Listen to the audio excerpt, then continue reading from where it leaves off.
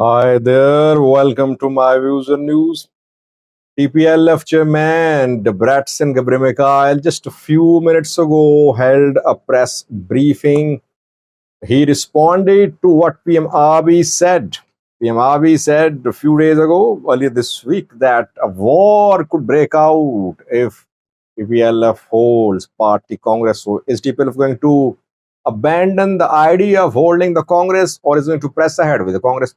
I think Debretsion gave a deadline, a sort of ultimatum to the federal government in today's press talk. Secondly, viewers, Eritrea, declared Sudanese ambassador persona non grata this week, but Eritrea does not want to cut off ties with Sudan. A military delegation, naval officers delegation, was sent to Sudan by Eritrean government reported. So let's start with the first story about TPLF, Tigray People's Liberation Front. On Monday, Ethiopian PM Abiy meeting political party representatives said that TPLF held regional election in 2020 that led to start a war between TPLF and federal government. And now TPLF is insisting on holding a party congress, which is a violation. If it happens, it would lead to resumption of armed hostilities. TPLF responded today. Debretsion Gebremikhail held a press briefing. He is party chairman. Now, what he said is party's official position. Firstly, Debretsion confirmed a meeting with Ethiopian PM Abiy. After PM Abiy gave a statement, these TPLF leaders met with Ethiopian PM Abiy, and they met with National Election Board of Ethiopia chief. Debretsion said that what the PM said should not have been said. Holding of Congress won't lead to any war. TPLF is not holding the Congress to wage war on federal government. So comments by the Prime Minister were inappropriate. Secondly, Debretsion said that this party Congress is about cleaning the party, clearing the party. Those who are opposing the Congress, they don't want party to function properly. They don't want it to be cleaned. It's a hint, by the way, by Debretsion that people are going to be kicked out of the party. That's why it's that clean. Party needs cleaning. Early said that TPLF won't request registration as a new political party. He said no. Yesterday we have requested, we have submitted an official application, formal application with NEBE, National Election Board of Ethiopia, for reinstatement. TPLF wants a restoration of its status.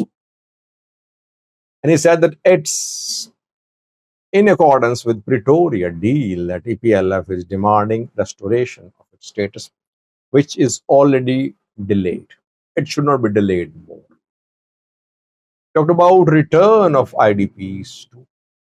That IDPs are returning to their homes, and it is commendable. So delayed. Then he talked about deadline. He said in the meetings we agreed that TPLF should be restored as a party, and within 2 weeks, decision should be made. That is why we have now submitted a request to NABE for reinstatement.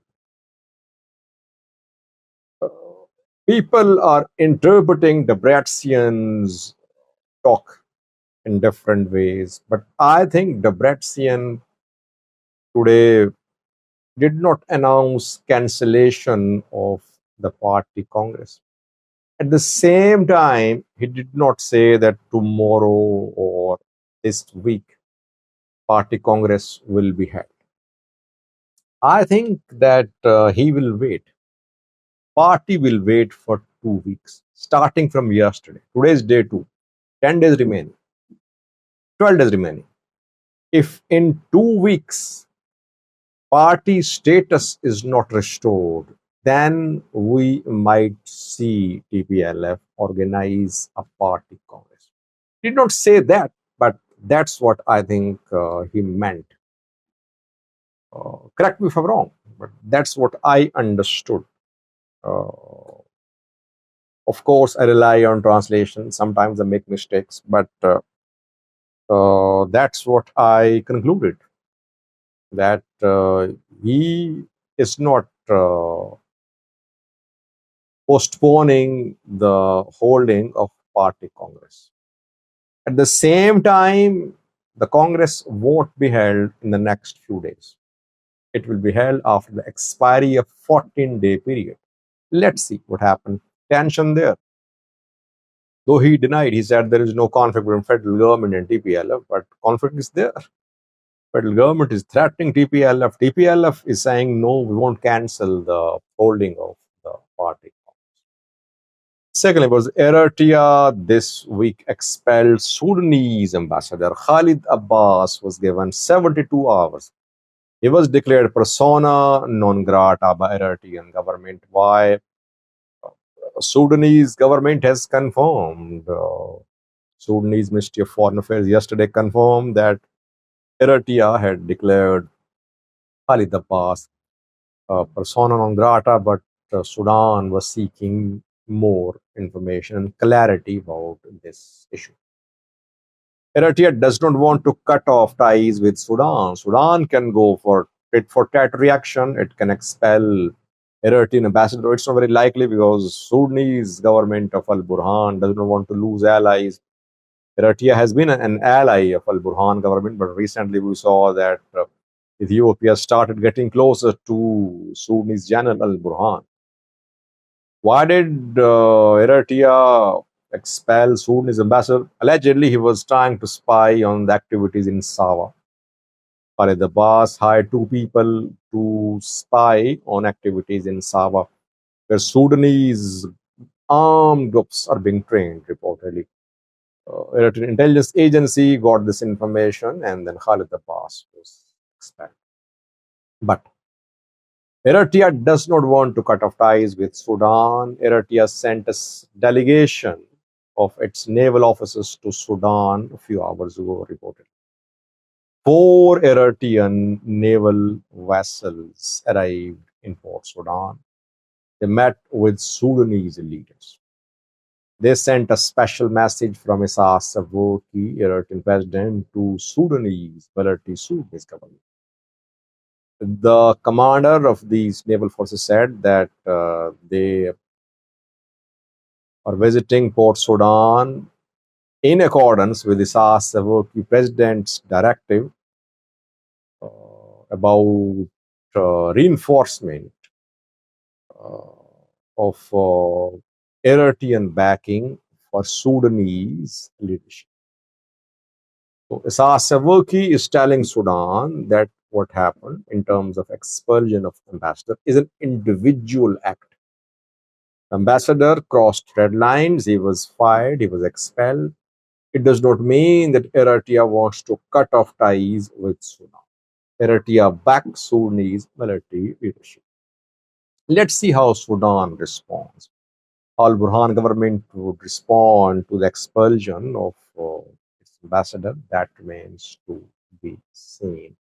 Eritrea obviously cannot afford to cut off all ties with Sudan. Eritrea is a player in Sudan, in East Sudan especially. So both, I think, will continue having relations, but maybe the warmth in relations will decrease. Let's see what happens. Thank you for watching.